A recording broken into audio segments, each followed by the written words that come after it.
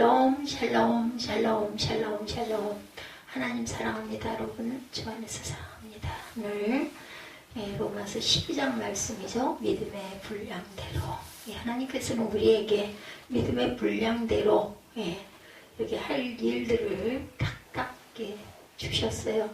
지혜롭게 모든 걸 믿음의 분량대로 생각하라고 오늘 3절에서 이렇게 말씀하고 있네요. 21절까지 있는 중에서 오늘 그 1절에서 8절까지인데 전체적인 것 한번 우리 주석해 봅니다. 너희 몸을 거룩한 산 제물로 드리라. 1절에 보면 이렇게 말씀하고 있죠. 아주 이 12장 1절 말씀은 제가 아주 두고두고 잊지 못할 그런 말씀이기도 합니다. 이것은 너희의 드릴 영적 예비라고 말씀하고 있죠. 너희 몸을 거룩한 산 제물로 드리라. 몸은 삶을 뜻합니다. 우리의 몸은 삶을 뜻해요.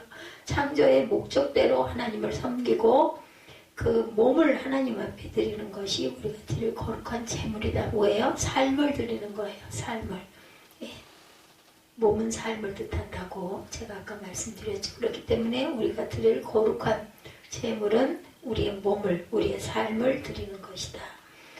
요한일서 3장 11절로 우리는 서로 사랑할지니 가인같이 하지 말라. 그는 악한 자에게 속하여 아우를 죽였으니 어떤 이유로 죽였느냐. 자기 행위는 악하고 그의 아우의 행위는 의로움이라. 의로운 것이 미워가지고 죽였어요. 그렇죠?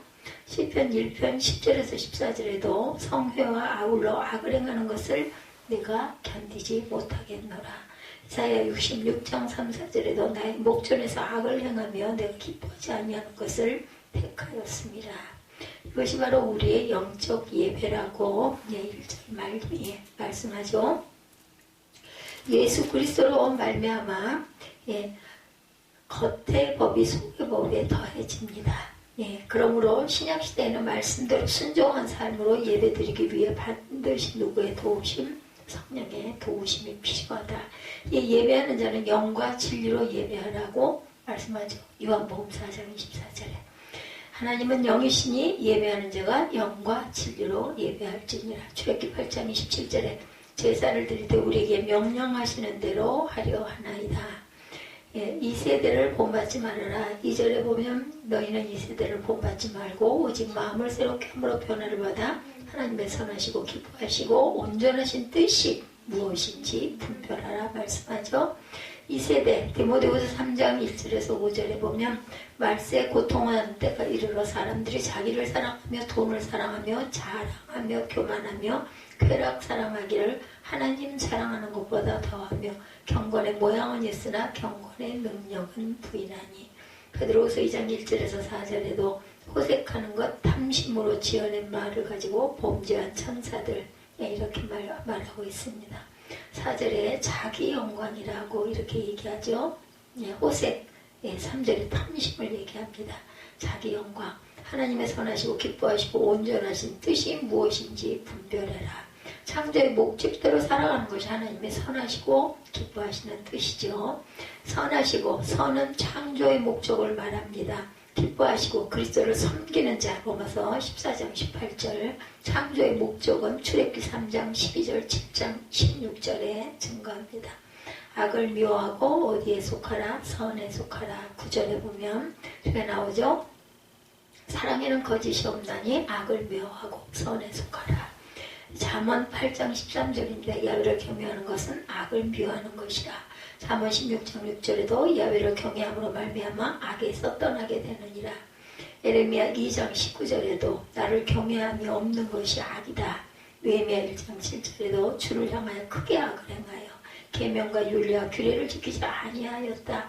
시편 119편 53절에도 주의 율법을 버린 악인들 주님의 율법을 버린 자들은 악인이라고 말하죠. 선에 속하라. 선은 하나님이 우리를 지으신 창조의 목적이죠. 그리스도로 말미암아 우리를 속량하신 목적이기도 합니다. 따라서 선에 속하라는 말은 창조의 목적대로 율법의 교훈을 받아 야훼를 경외함으로 섬기라고 말씀하죠. 에베소서 2장 10절입니다. 그리스도 예수 안에서 선한 일을 위하여 지으심을 받은 자다. 디모데전서 2장 14절에도 디도서 2장 14절에도 그가 우리를 대신하여 자신을 주심은 모든 불법에서 우리를 속량하시고 우리를 깨끗하게 하사 선한 일을 열심히 하는 자기 백성이 되게 하려 하셨다. 로마서 2장 18절에도 율법의 교훈을 받아 하나님의 뜻을 알고 지극히 선한 것을 분간한다고 말합니다. 전도서 3장 12절에도 사람들이 사는 동안에 기뻐하며 선을 행하는 것보다 더 나은 것이 없는 줄을 내가 알았다. 예. 박해하는 자를 축복하라고 14절에 보면 말씀하신 너희를 박해하는 자를 축복하라. 축복하고 저주하지 말아라. 시편 35편 13절이면 나는 그들이 병들었을 때 굵은 베옷을 입으며 금식하며 내 영혼을 괴롭게 하였더니 내 기도가 내 품으로 돌아왔도다. 이렇게 증거하고 있어요. 바울은 성도를 구원하신 하나님의 구속의 원리를 기록한 후에 이어서 구속의 은혜를 입은 성도의 삶에 대하여 권면한 거의 내용이 율법에 따라서 의식적인 제사를 드리던 유대인들의 방법으로는 구원을 받을 수 없고 오직 그리스도의 단 한 번의 속죄로 말미암아서만 구원을 입을 수 있다고 역사한 바울은 그리스도 안에서 구속받은 성도가 하나님께 드려야 할 제사에 대해서 말씀하고 있습니다. 뭐라고요? 네. 산 제물로 산 제사를 드리라고 그러죠. 이것이 너희가 드릴 영적 예배다.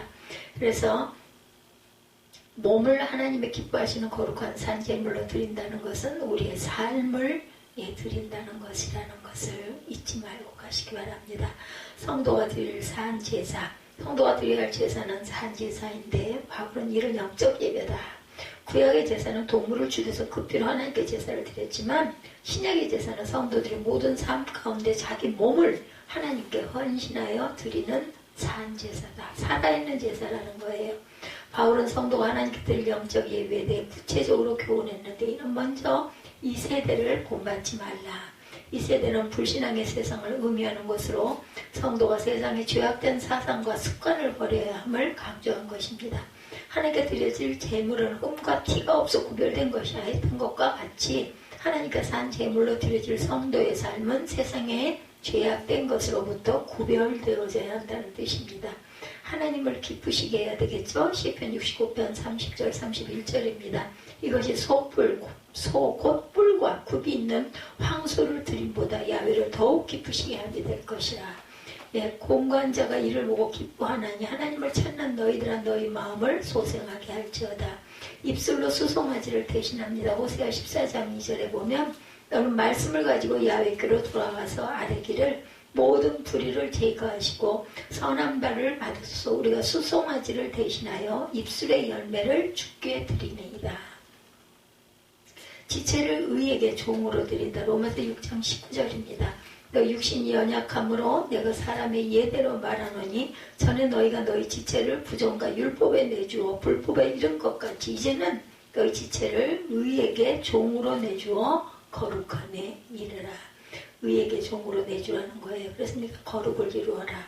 하나님의 뜻을 분별하라고 말씀하죠. 하나님의 뜻을. 예. 2절이죠. 오직 새롭게 함으로 변화를 받아 하나님의 선하시고 기뻐하시고 온전하신 뜻이 무엇인지 분별하도록 하라. 2절에 이렇게 말씀하고 있습니다.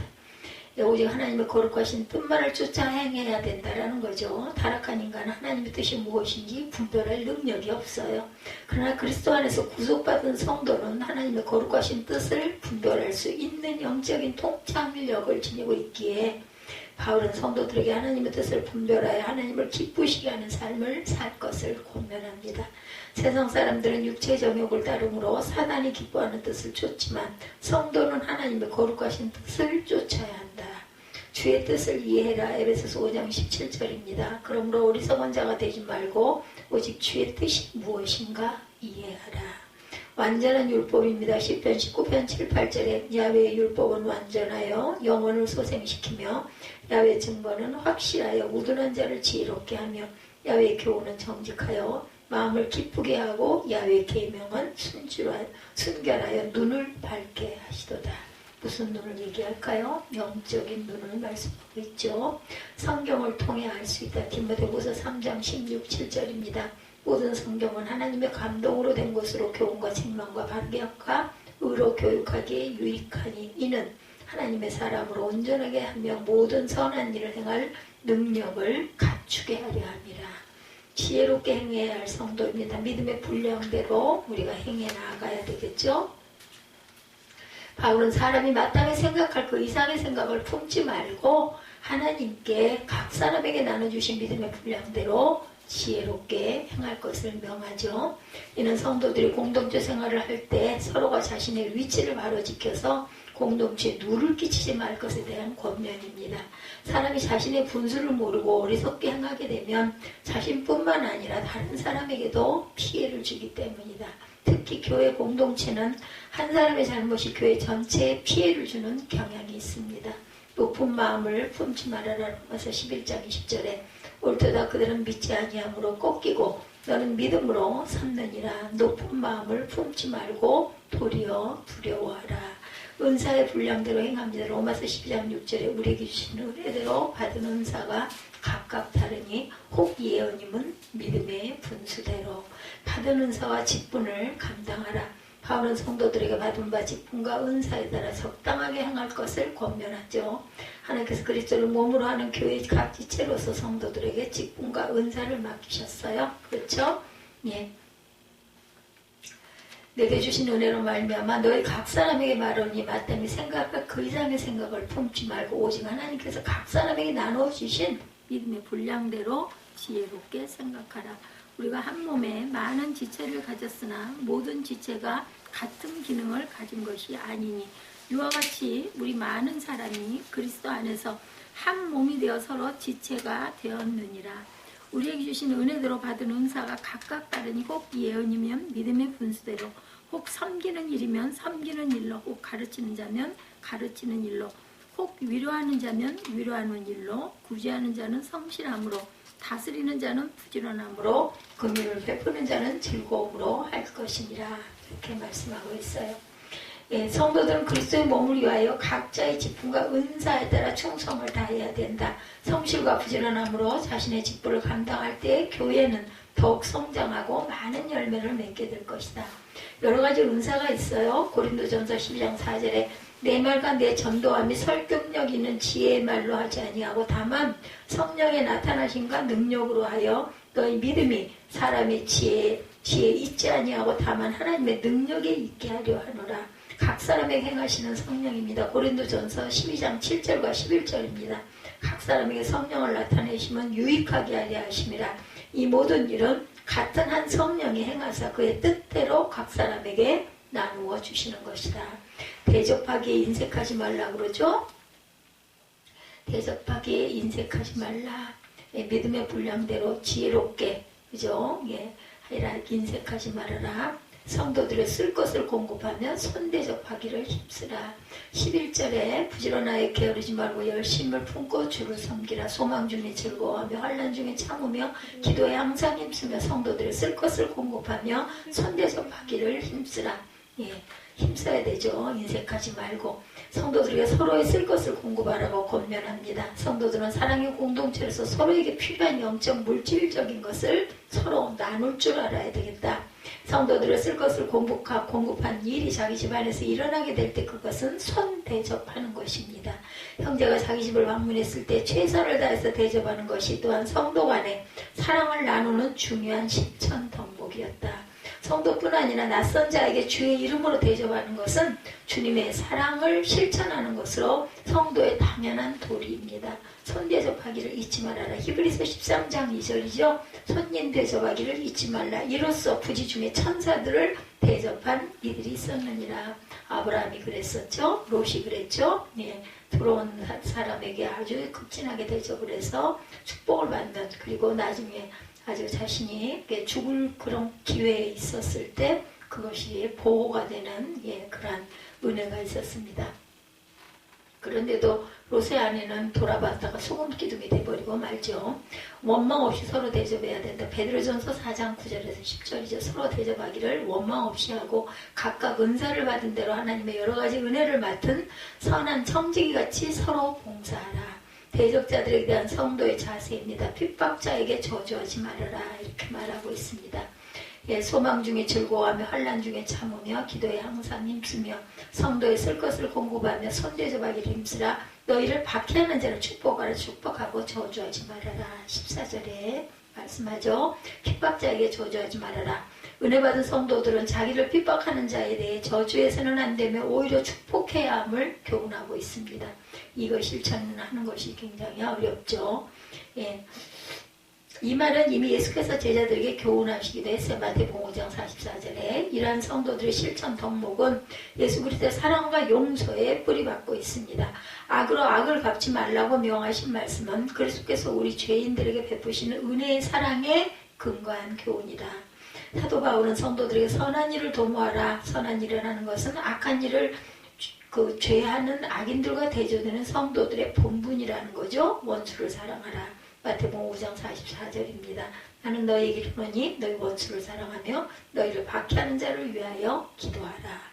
이렇게 후욕을 당한 즉 축복하라. 고린도전서 4장 12~13절입니다. 또 수고하여 친히 손으로 일을 하며 모욕을 당한 즉 축복하고 박해를 받은 즉 참고 비방을 받은 즉 권면하니 우리가 지금까지 세상의 더러운 것과 만물의 찌꺼기같이 되었도다.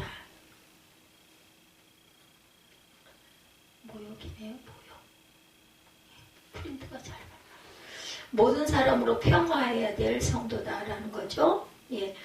15절에 보면 즐거워하는 자들과 함께 즐거워하고 우는 자들과 함께 울라. 서로 마음을 같이 하며 높은 데 마음을 두지 말고 도리어 낮은 데 처하며 스스로 지혜 있는 체 하지 말라.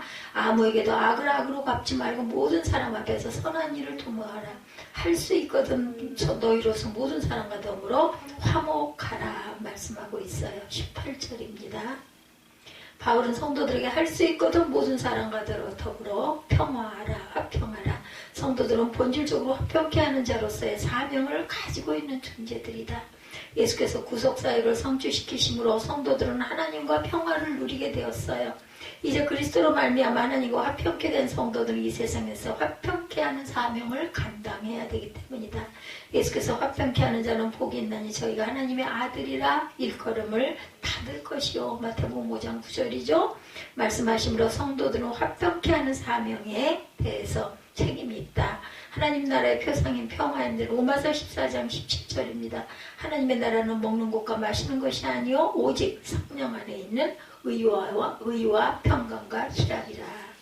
화목의 사명을 받았어요. 성도는 고린도후서 5장 19절에도 곧 하나님께서 그리스도 안에 계시사 세상을 자기와 화목하게 하시며 그들의 죄를 그들에게 돌리지 아니하고 화목하게 하는 말씀을 우리에게 부탁하셨느니라. 19절에 보면 내 사랑하는 자들아 내가 친히 원수를 갚지 말고 하나님의 진노하심에 맡기라. 기록되었을 때 원수 갚는 것이 내게 있으니 내가 갚으리라고 주께서 말씀하시니라. 내 원수가 줄이거든 먹이고 목마르거든 마시게 하라. 그리함으로 내가 숯불을 머리에 쌓아 놓으리라 말씀합니다. 여기서 분명하게 말씀하죠. 예, 내가 갚으리라고 주께서 말씀하셨다. 그래서 내 원수가 줄이거든 먹이고 목마르거든 마시게 하라. 그리함으로 내가 숯불을 그 머리에 쌓아. 그렇게 하면 무안해가지고 얼굴이 펄펄 끓을 것이다. 숯불을 머리에다 갖다 얹어놓은 것 같을 것이다. 원수에 대한 성도의 자세죠. 원수가 줄이거든 먹이고 목마르거든 마시는 사람으로 선으로 악을 이기라는 것입니다. 사람이 줄이는 것과 목마른 것은 생명과 직결되어 있어요. 그렇죠? 목이 너무 많이 마르면 결국 죽게 되죠. 그러므로 이 말씀은 원수의 생명을 구하라는 말씀입니다. 또한 원수의 필요를 채워주라는 말씀입니다. 바울이 본문에서 의인을 이기라고 하지 않고 악을 이기라고 말한 것은 우리의 적이 사람이 아니라 사단의 세력임을 말한 것이죠. 원수나 우리를 핍박하는 자가 우리의 싸움의 적이 아니고 그들을 통하여 우리를 넘어뜨리고 죄짓게 하려는 악한 세력이 우리의 적이다. 그러므로 우리의 싸움은 사람과 육과 혈의 싸움이 아니요 악한 영과의 영적 싸움인 것이다. 원수를 먹여야 한다. 잠언 25장 21절에도 내 원수가 배고파하거든 음식을 먹이고 목말라 하거든 물을 마시게 하라. 원수를 도와줘라. 출애굽기 23장 5절에 내가 만일 너를 미워하는 자의 나귀가 짐을 싣고 엎드러짐을 보거든 그것을 버려두지 말고 그것을 도와 그 짐을 부릴지니라. 예. 나귀가 짐을 싣고 못 일어나 너무 무거워서 그럴 때는 짐을 부려주라는 거예요. 그냥 놔두지 말고. 성도는 하나님의 은혜로 새 생명을 얻은 자들로 언제나 하나님의 영광을 위하여 살아가야 합니다. 이는 모든 상황 가운데 자신을 부인하는 일이고 언제나 하나님의 뜻만을 생각하고 성취하는 자세를 가질 때 가능하다. 순종을 하나님이 기뻐하시는 산 제사를 드리는 저와 여러분들이 되시기를 주님의 이름으로 축복합니다. 그래서 3절에 보니까 나에게 주신 은혜로 말미암아 너희 각 사람에게 말하노니 마땅히 생각할 그 이상의 생각을 품지 말고 오직 하나님께서 각 사람에게 나눠주신 믿음의 분량대로 지혜롭게 생각해라. 오늘 제목인 믿음의 분량대로입니다. 우리가 한 몸에 많은 지체를 가졌으나 모든 지체가 같은 기능을 가진 것이 아니니 이와 같이 우리 많은 사람이 그리스도 안에서 한 몸이 되어 서로 지체가 되었느니라. 우리에게 주신 은혜로 받은 은사가 각각 다르니 혹 예언이면 믿음의 분수대로, 혹 섬기는 일이면 섬기는 일로, 가르치는 자면 가르치는 일로, 혹 위로하는 자면 위로하는 일로, 구제하는 자는 성실함으로, 다스리는 자는 부지런함으로, 긍휼을 베푸는 자는 즐거움으로 할 것이니라. 예, 이 말씀이 저와 여러분에게 은혜가 충만하게 내려와서 귀한 은총이 임하시기 바랍니다. 오늘은 로마서 12장 말씀이죠. 로마서는 사도 바울이 로마교회에 보낸 서신입니다. 로마교회에 보낸 서신이라고 하니까 이방인을 위한 서신이라고 알기 쉬운데, 바울이 로마교회 편지를 쓸 때 로마교회는 바울이 세운 교회가 아니죠. 로마교회는 누가 세웠는지 알 수 없지만 로마교회 성도들은 이미 초신자들이 아니었습니다.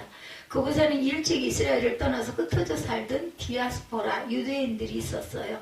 그들 중에 몇몇 사람들이 예루살렘에 순례를 하러 갔다가 오순절 사건 이후 사도들의 복음을 듣고 로마로 돌아와 교회를 세웠을 것입니다. 처음에 신자들은 유대인들이었겠지만 시간이 가면서 로마에 살던 이방인들도 교회 안으로 들어가게 됐겠죠. 그래서 아주 다양하고 복잡한 사람들이 모여있는 로마 교회 공동체를 이해하고 이 말씀을 읽을 때 로마서를 더 쉽게 이해할 수 있을 것입니다. 오늘의 말씀은 처음에 어떻게 시작했어요? 그러므로 라는 말로 시작이 됩니다. 그러므로 12장 첫 구절이 그러므로 이렇게 얘기하고 있죠. 11장 말씀에 대한 결말이겠죠. 영광을 세세에 돌릴지어다.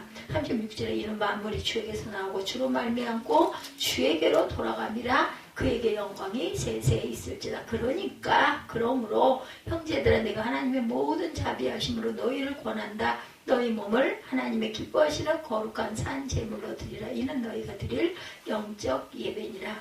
그 영광이 그에게 세세에 있을지어다. 그렇기 때문에 너희 삶을 하나님께 드리라는 거죠. 그것이 영적 예배다.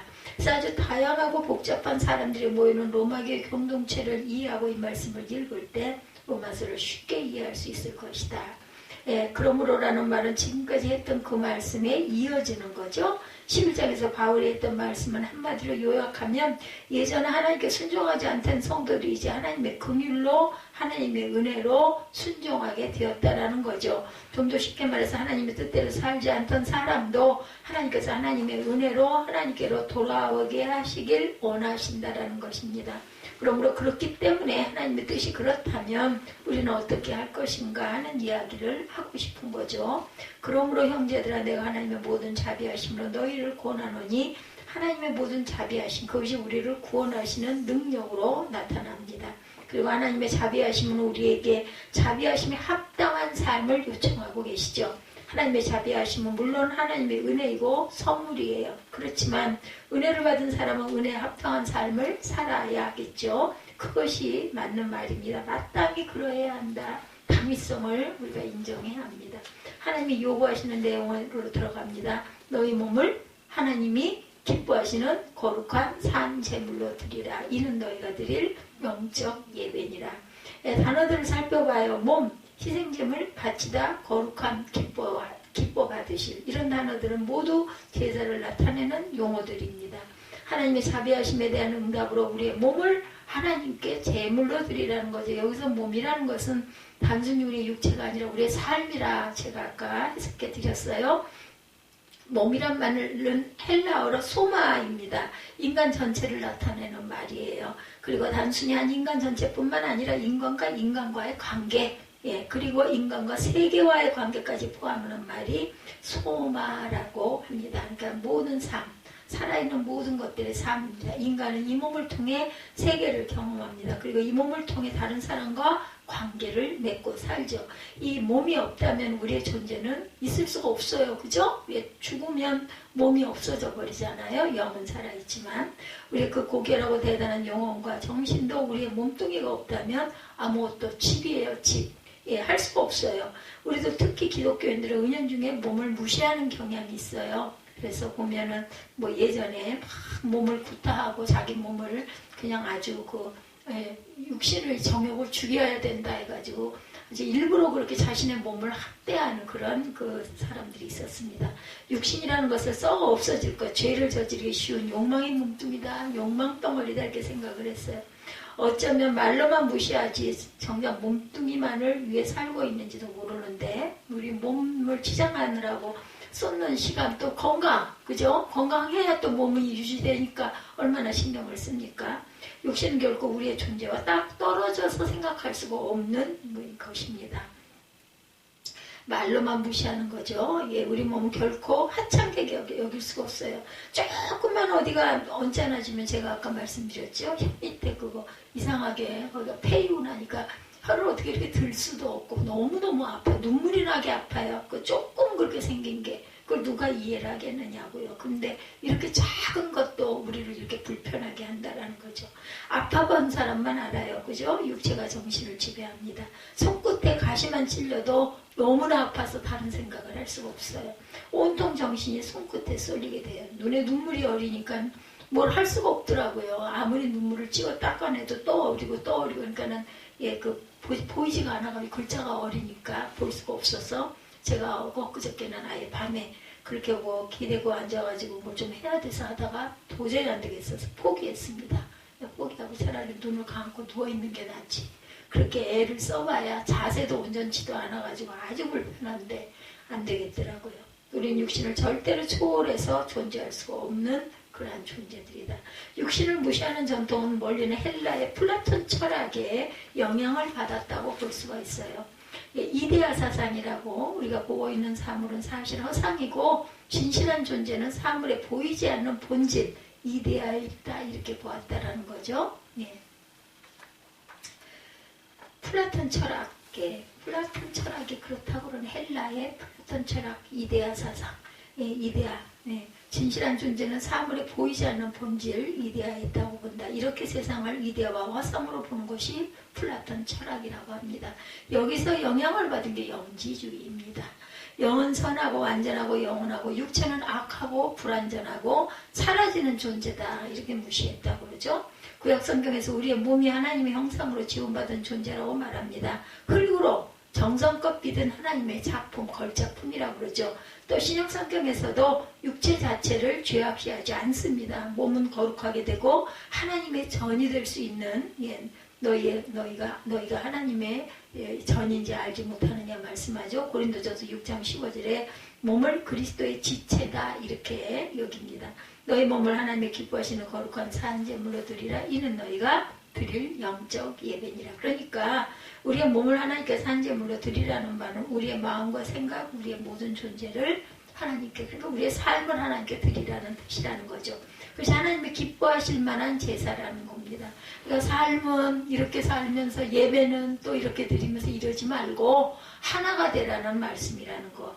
하나님께 우리의 모든 존재를 통째로 제물로 드리라는 거죠. 그것이 우리가 드릴 영적 예배다. 그러니까 속다르고 겉다르게 굴어서는 절대 안 돼요. 있는 그대로. 하나님께 우리의 몸을 드린다는 말은 우리 모두 하나님 앞에서 선교사가 되거나 주님 일을 하는데 100% 헌신해야 한다는 말이 아닌 거죠. 몸을 산제물로 하나님께 바친다는 것은 하나님이 우리의 주인임을 확인하는 것, 인정하는 것입니다. 하나님은 우리를 지으셨고 하나님은 우리를 만드셨으니 하나님이 우리의 주인이라는 것. 우리들이 하나님 곁을 떠났을 때 하나님은 우리를 다시 그리스도의 핏값으로 사셨어요. 다시 하나님은 우리의 주인이 되신 거예요. 예수 그리스도 아들을 희생제물로 드려서. 하나님께 우리를 바치는 것이 예배라는 말에서 우리는 예배에 대해 다시 한번 깊이 심각하게 진중하게 생각해 봐야 된다라는 거죠. 지금 구약시대의 제사를 드리는 게 아니에요. 우린 그죠? 구약의 제사는 제물을 하나님께 드리는 것이었어요. 짐승을 잡아 피와 기름을 태워 하나님께 올려드렸죠. 구약의 제사는 유혈이 남자한 피의 제사였습니다. 구약의 제사는 죽음의 제사였고 제사의 중심에는 제물이 있었죠. 제물이 없으면 제사가 이루어질 수가 없었습니다. 당당히 모리아산으로 걸어 올라가 자신을 제물로 바치는 아버지 앞에서 두려움 없이 제단 위에 눕는 이삭과 같이 용감하게 하나님 앞에 나아가는 것이다. 당연히 하나님은 우리의 죽음을 원하지 않으시죠. 하나님은 우리를 소모품 취급하지 않으십니다. 오늘날 예배에 죽음이 없어요. 우리가 드리는 헌금은 제물이 아니고 감사의 예물이 되어야 한다는 것. 우리의 예배는 제물이 필요 없습니다. 예수께서 단번에 우리의 모든 예배의 제물이 되셨기 때문이다. 이제 하나님을 만날 때마다 죽음의 자세를 드릴 필요가 없어졌어요.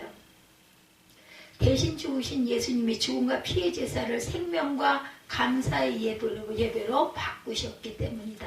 그럼에도 우리에게 우리의 몸을 하나님께 드리는 제물로 드리라고 말씀하고 있죠. 오늘 주님 앞에 서는 것이 바로 예배이고 우리 존재를 하나님 앞에 세우는 것이고 일주일에 1시간을 구별하고 떼어 하나님 앞에 드리는 오늘의 예배도 가치 있고 귀한 일이지만 하나님 앞에 우리의 존재를 세운다는 것, 그분 앞에 우리를 산 제물로 드린다는 것은 오늘의 이 경건이 우리의 삶에서 계속 지속되어져야 한다는 것, 우리 삶이 예배가 되어야 한다는 것, 오늘의 이 예배와 매일의 삶이 단절되지 않아야 한다는 것, 주일 예배의 경건과 사랑과 섬김 이 모든 아름다운 가치들이 일주일 내내 우리의 삶 속에 계속 녹아져서 예배 시간이나 일상생활에서나 똑같은 예배의 자세로 살아가야 된다. 그러기 위해서 우리는 자꾸 자라가야 되는 거죠.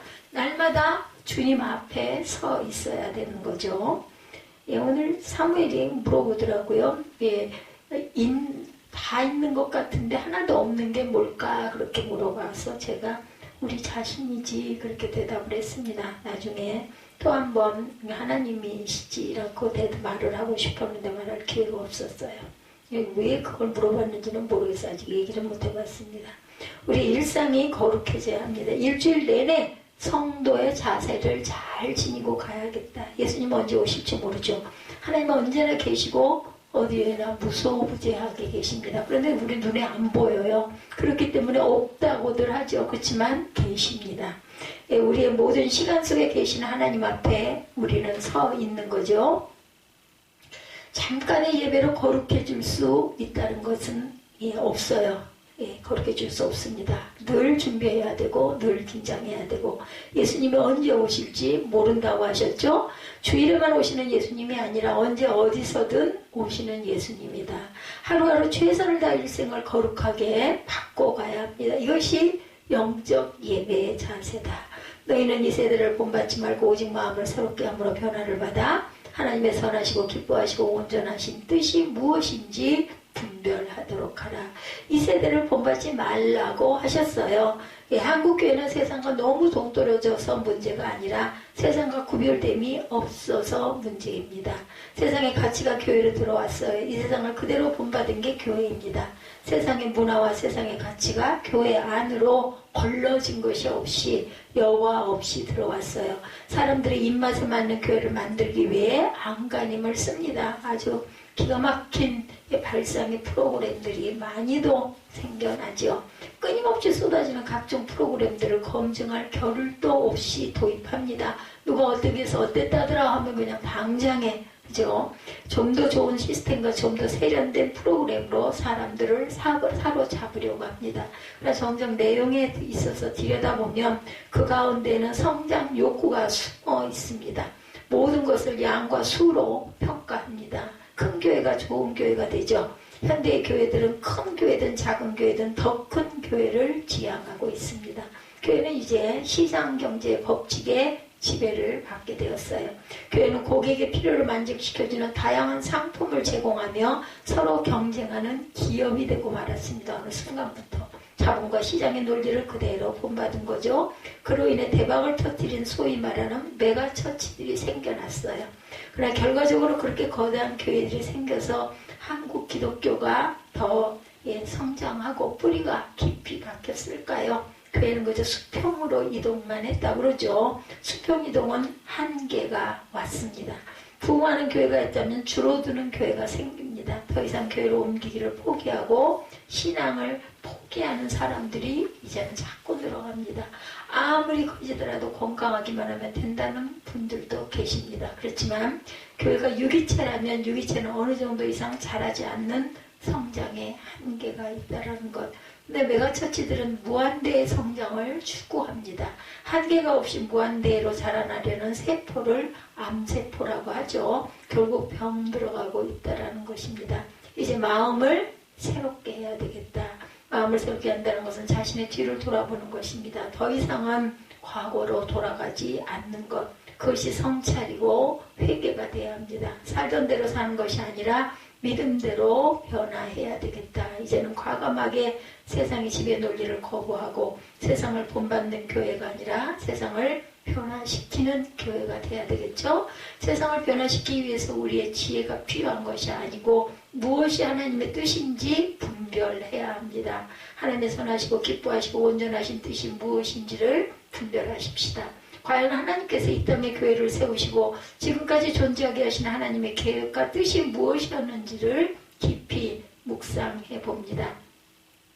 지금껏 교회 이름으로 믿음이라는 이름으로 지었던 수많은 잘못과 죄악들에게서도 불구하고 교회가 아직도 존재하는 이유가 무엇인지를 생각해 보십시다. 분명 앞으로 신앙생활을 한다는 것이 어쩌면 점점 더 큰 용기가 필요한 시대가 올지도 모르죠. 이미 그런 시대가 도래해 있습니다.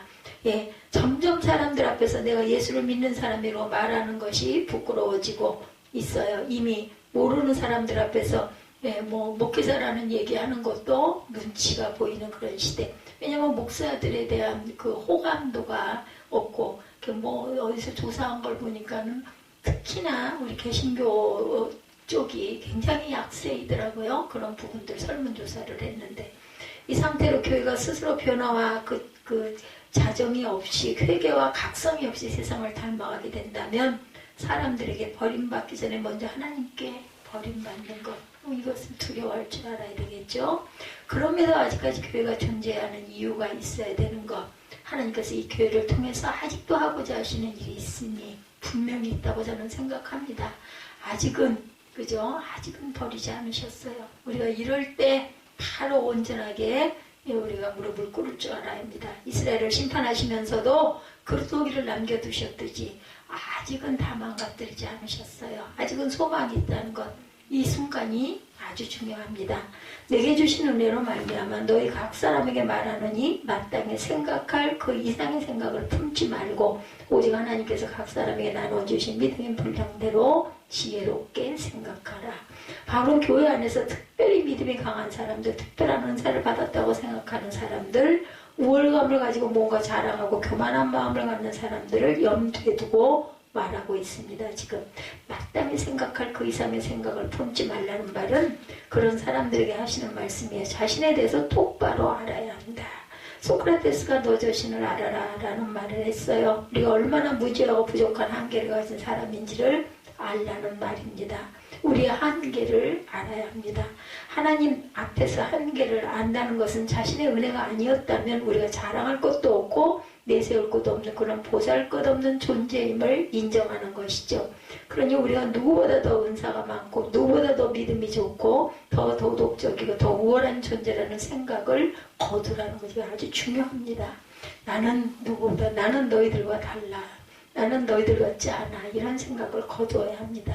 교회 안에는 여러 종류의 사람들이 있어요. 정치적으로 입장이 다른 사람들이 있을 수도 있습니다. 신앙적 배경이 다른 사람도 있습니다. 교회 안에서 예배를 드릴 때 모두 한 자리에서 함께 예배를 드리지만 또 다른 상황에서 갈등을 일으킬 만큼 확연하게 다른 사람들이 모여 있는 곳이 또한 교회이기도 합니다. 그래서 많은 사람들을 만나며 느꼈던 것은 믿음이 없는 사람들이 문제가 아니라 믿음이 좋다고 생각하는 사람들이 문제일 수가 있다는 것.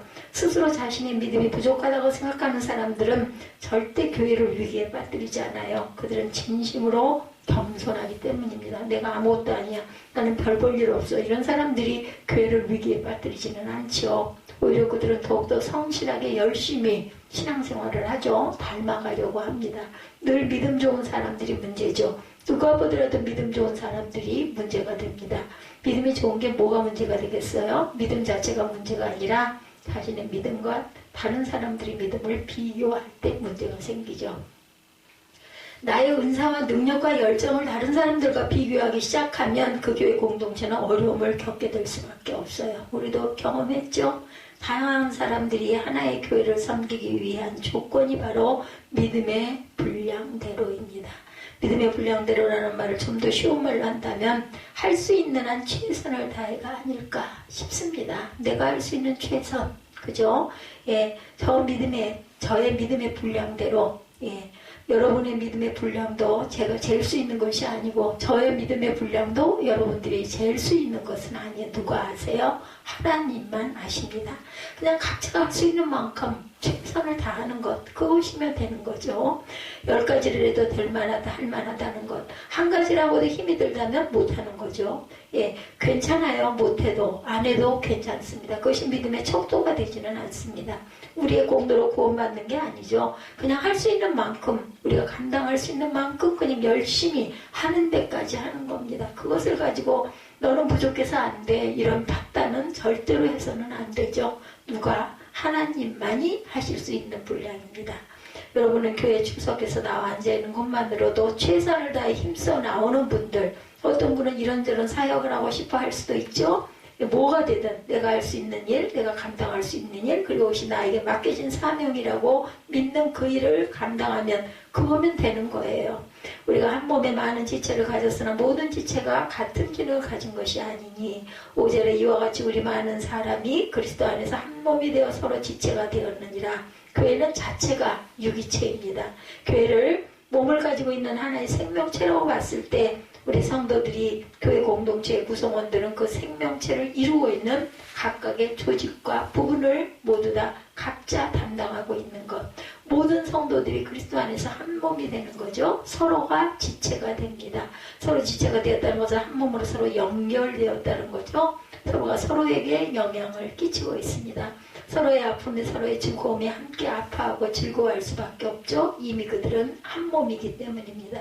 우리들끼리도 그런 이야기를 하고 교회 밖에서도 종종 하는 이야기가 교회에 파송된 분들을 보면 기가 막히게 꼭 필요한 사람들을 맞춰서 보내주셨다는 말들을 많이 해요.